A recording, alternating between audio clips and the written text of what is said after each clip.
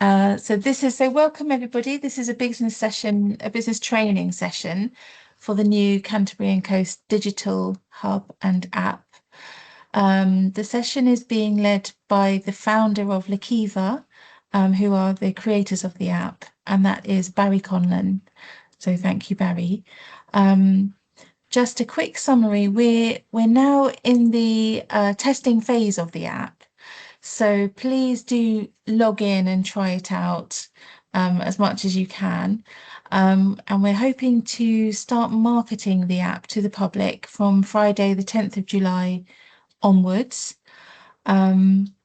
So Barry will start his presentation in a second, but and we'll have time for questions in the chat at the end. But obviously let me know in the chat in the meantime if you're having any problems hearing or seeing Barry. Please, if you could pop yourselves on mute before we start, and we're recording the session, so we'll be sharing it in an email. So if there's anything you've missed, don't worry. Okay, so I will mute myself now and go off camera, and I'll hand over to Barry. Thanks, Joe, and thanks to everyone for attending. It's nice to meet you all. So I guess the purpose of today is just to go through the basics of a business account on Canterbury Coast.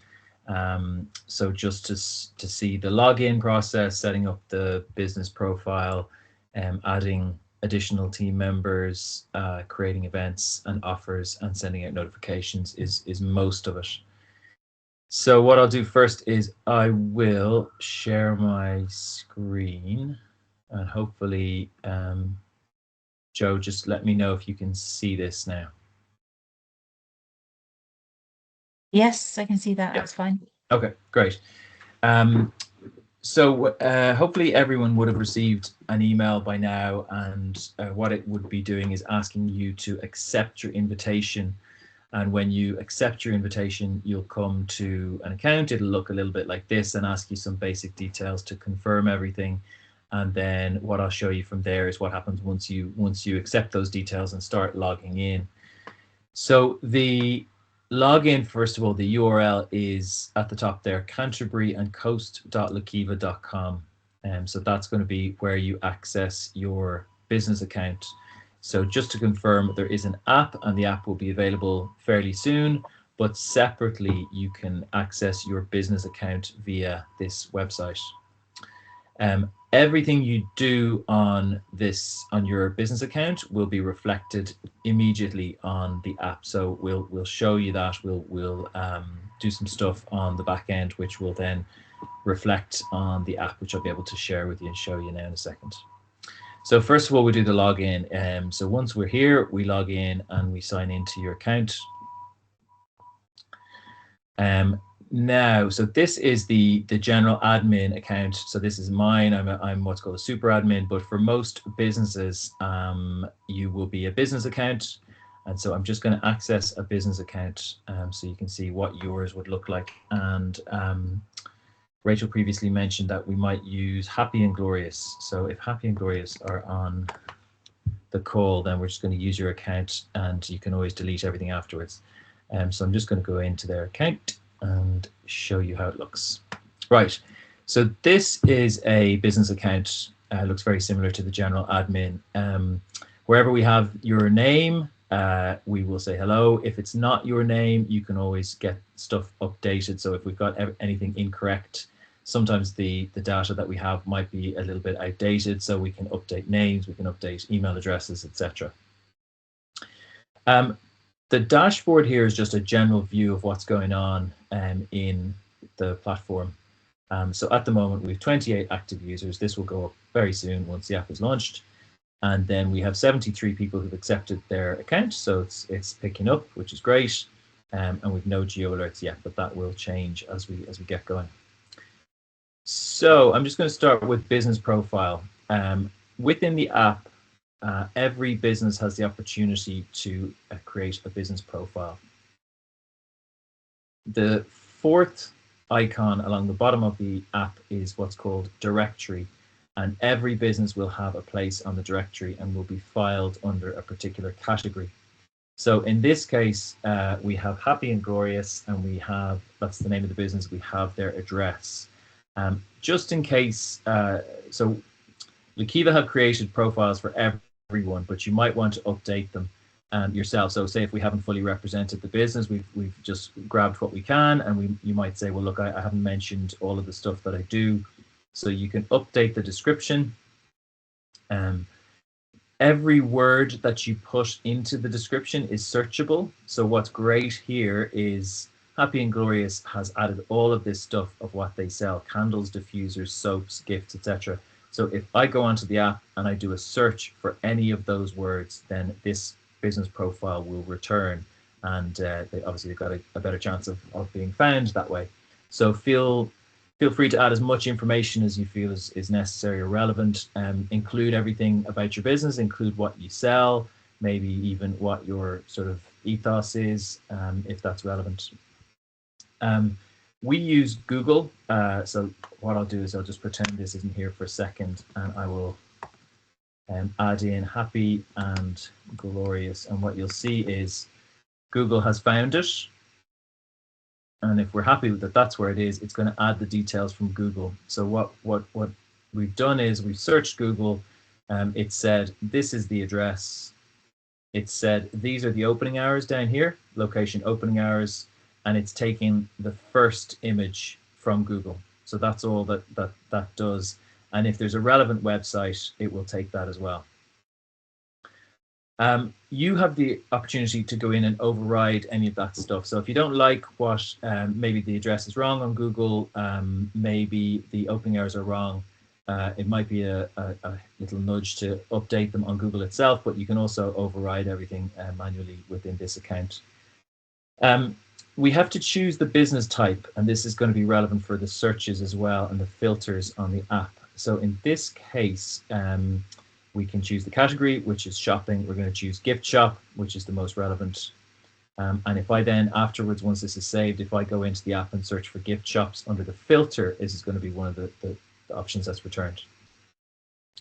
I then have the option to add additional images if I want. So I could, this is what the first image on Google is, but I can also add some nice ones. So we've chosen these ones from the website and from social media and stuff to represent the business. And when I go onto the app now, I'll be able to flick through and see all of these nice images. I can add some additional details. So the person who finds the shop may well want to follow up if they like the look of it. So they may want to see the website, obviously. They may also want to see like a menu or a price list or a voucher. And we can choose how we direct that towards them, whether it's a web page or a PDF. And particularly important, of course, we want to add the contact button. So we can choose how we do that. So it might be a book now on like a hairdresser's or something like that, or it could be a contact us, which could be a web page, but it could also be a telephone number. And obviously then there'll be a button. Once the telephone number is added, there'll be a button. And when you click on that, it will go directly through to call. No gaps in the telephone number, just a little hint there. So if there's any gaps, any spaces, it won't like that. And lastly, if you have a little YouTube video, which is, you know, a summary of your business, you can always add that, and that will play at the top of your profile. At the moment, YouTube is the only one we can do that with, but in due course, we'll have some other options. But if you have a YouTube video, just add in the URL there, and it will link with it automatically. So once you've done that and you have saved the changes, it will now have update all of that information onto the app, and all of the rest of the content is going to be available to you.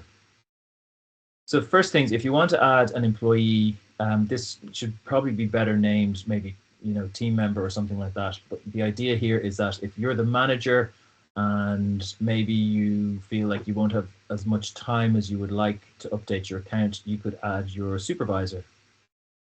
And you can decide what kind of privileges they get. So let's just imagine we add a supervisor here, and we can add their telephone number and their name and their email, of course. And then we decide what kind of privileges they get. They are going to get access to, let's just say, notifications and events only. And once we hit submit, then that employee or that teammate will get an invite. And I think they have 72 hours to accept that. And then they will have these privileges. So when they log in through their account, they'll be able to update the notifications from that business and the events from that business as well. Cool. So the next part is offers. And sorry, one thing I should have said is with all of these different categories, we have a tutorial video. We'll have a quick look at this. Hopefully you can hear this okay through the sound. But this is just an idea. If you get stuck, this is an example of how to add an offer, how to add an event. And it's all fairly basic. It's fairly self-explanatory, but sometimes it could just be handy just to see someone else doing it. So here's a quick video of how that's done. That's in Watch Our Tutorial. Okay, if we imagine that we're going to add an offer, I had a look at the website earlier and there was an offer for a discounted tote bag. I don't know the exact details, but I think it was like a tenner off or something like that. So I'm just going to add that in and we'll always delete it afterwards. And it was this tote bag, so we're going to add that in. If there's a website that's relevant, we can add that in. That could be the actual website where the offer is hosted. If we wanted live for a certain period, we can do that. I would definitely recommend that so the offers don't get too old or anything. So let's just say we only want to keep this live for 1 week. That's how long it'll be there. If we only want people to be able to select it within a certain location of the physical location, then we can do the GPS check. If not, we don't have to have that. So in other words, at the moment, if I have this switched on, I cannot redeem this unless I'm within 100 meters of the location of where it's set. And then we can decide how often this can be claimed. If you want it to be claimed as many times as possible, then great. If not, you maybe once per day, and that is it. Let's just save that. So that offer is saved, and I'm going to show you the app in a little while, and then we'll see that offer on the app.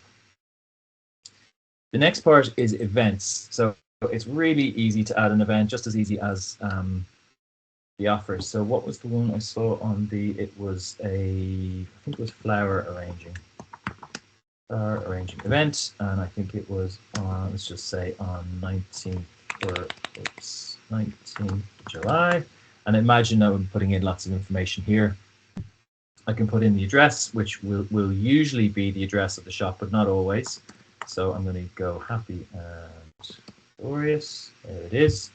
Again, Google has found it, so that's good. What type of event is this? We've got all of these different categories. We've done our best to cover everything. Sometimes it won't be perfect, so you have to get the closest. In this case, I would say flower arranging maybe fall under probably arts and crafts. We're going to add an image, which is this one. And we're going to say, when is the day? I think I said it was on the 19th of July. Say it starts at 1 o'clock till 2 o'clock. Now, I can add, I'm going to add an address for more information, and I can also add address for ticket purchase. Let's say I don't have ticket purchase for the moment, but I have more information. It's just going to be that. When this event then comes up on my app and I click on more information, this is where I'm going to be directed to. If you imagine then that this event that I've done is a flower arranging event that's on every single month, I can click on repeat event, and rather than having to create it every month for the next 12 months, let's just say I do 11 more times.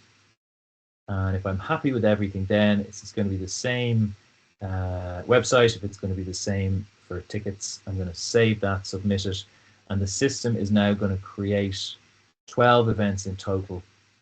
So it should have a repeat event on every single month on the same date at the same time. If one of them or two of them or whatever happen to be slightly different, you say, well, that one actually is at 1:15. You can just go in, pop in and save it, and it should update pretty quickly. So the repeat event is a very handy one if you've got regular events. That's stuff like, well, you guys know, but open mics and comedy nights and stuff. It's also useful for multi-day events. And something we always get asked about is, why can't I add an event for longer than 24 hours? So if my 3-day festival starts on a Friday and ends on a Sunday, I can't do it for all the way through from Friday till Sunday.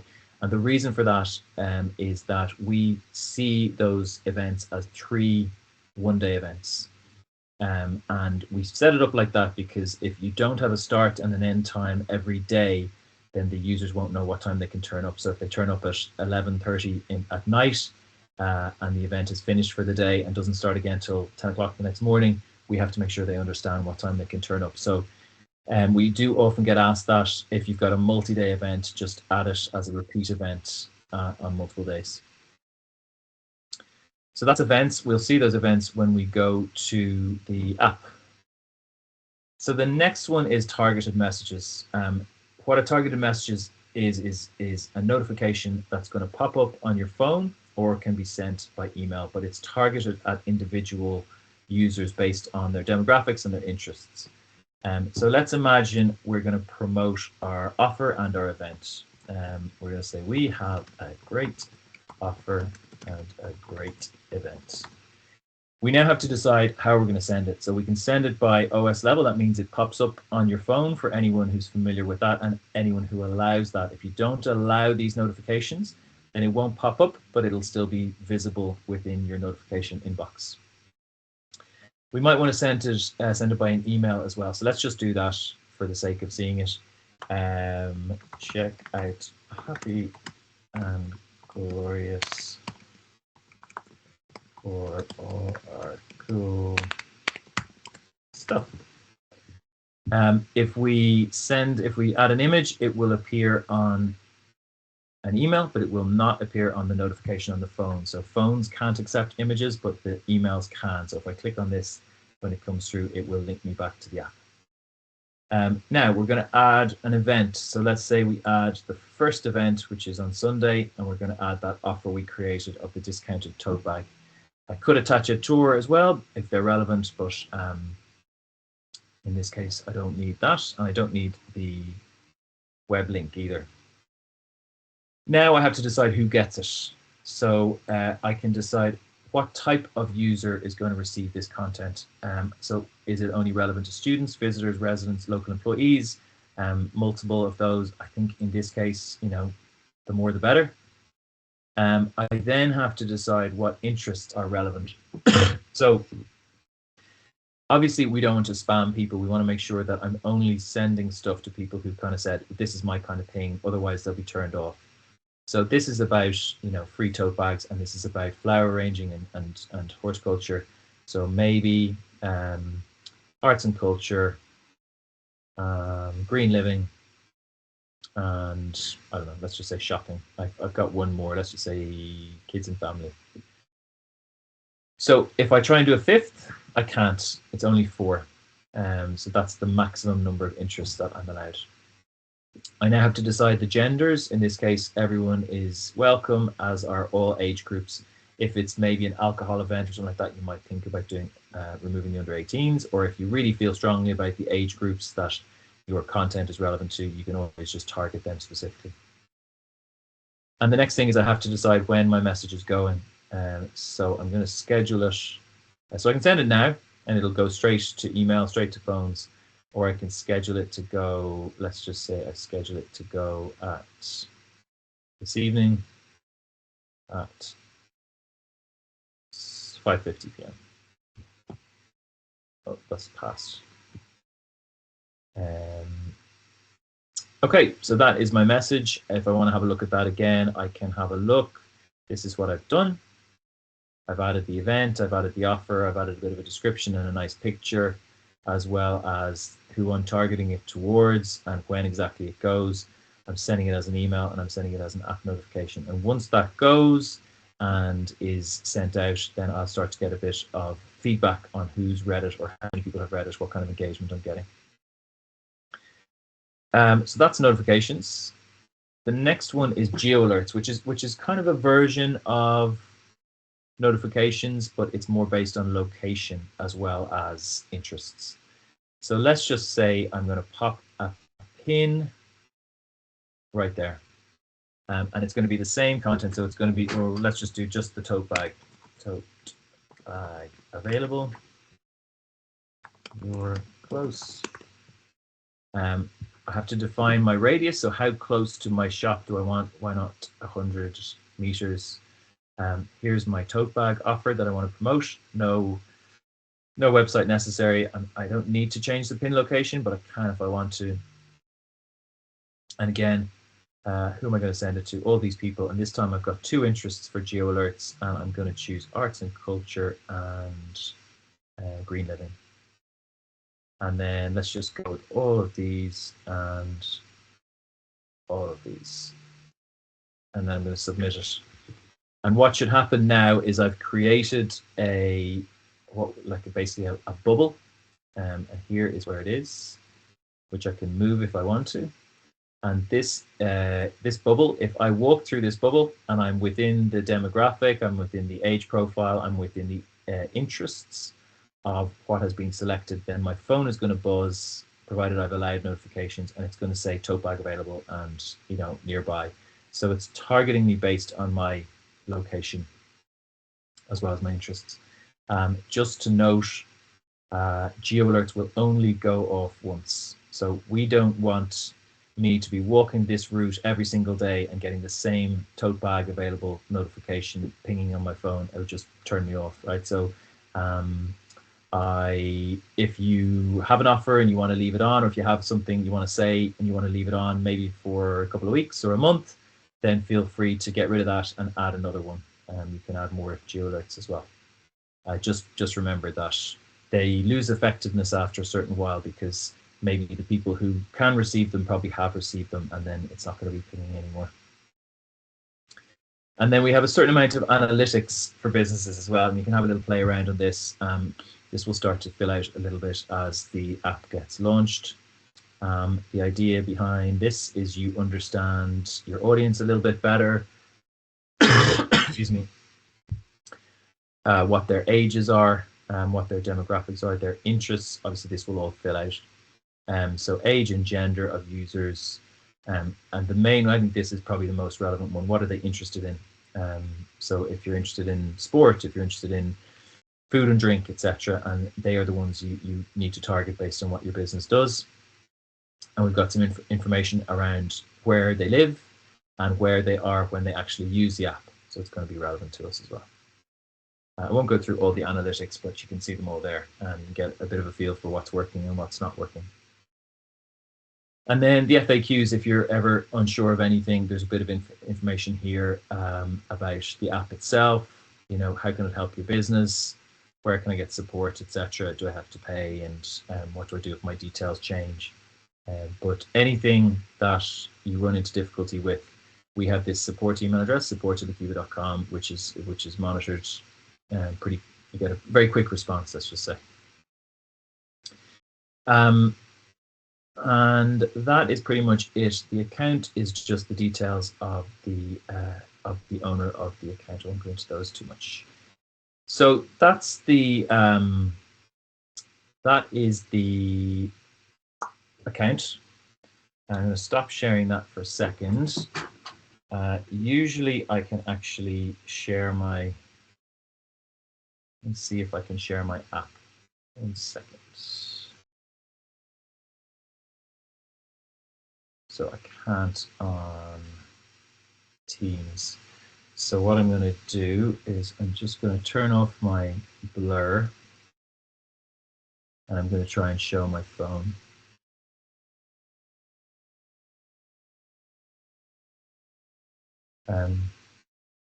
Just before I do that, is there any questions or anything I haven't covered properly? Anyone have anything they want me to cover?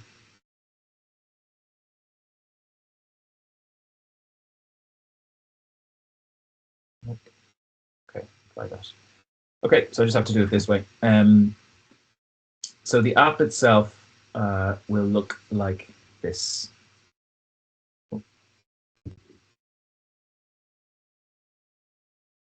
So that's what it'll look like. At the top, there will be a nice little introduction and a suggestion.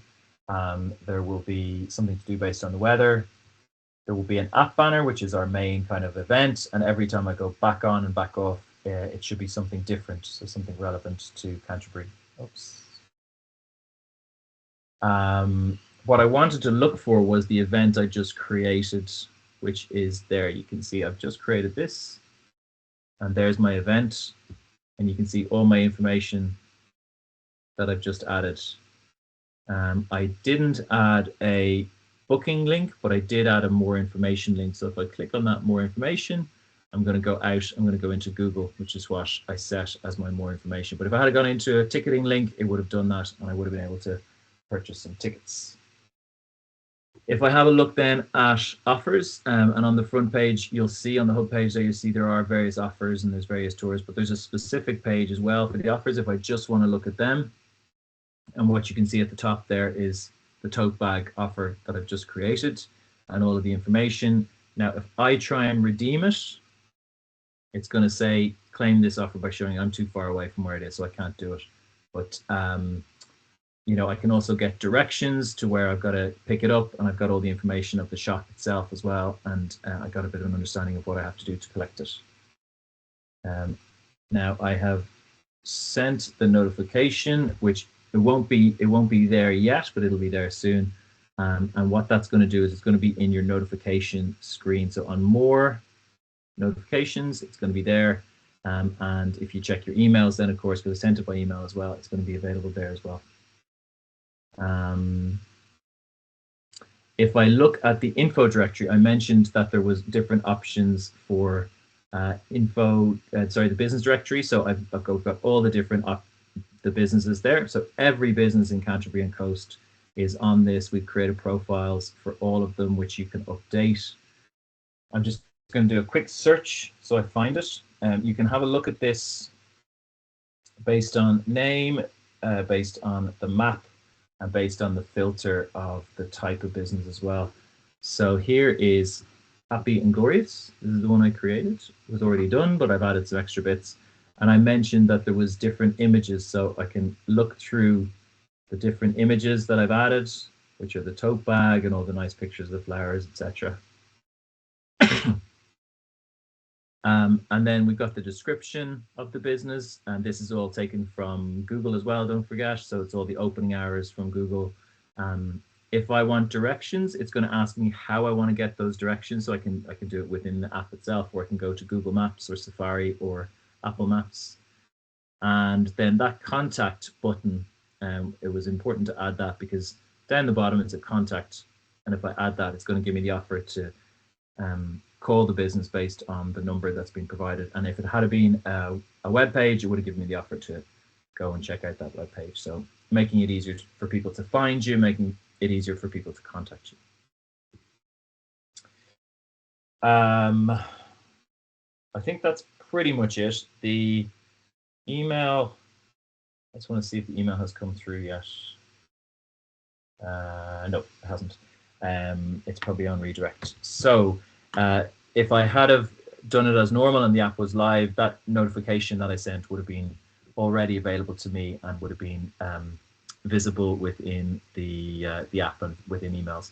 The other thing to say is that particularly in terms of events, every event that you put on the Digital Town Hub, which is what we call the product, so every one that you put on Canterbury and Coast.lakiva.com will go on the app immediately and will also go on the website. So you don't have to do any double entry. You can do single entry on your account, and then it will automatically be pulled up into the Visit Canterbury website as well. So that's the sort of first step on this journey that we're on to get all of this content with, you know, under the one roof.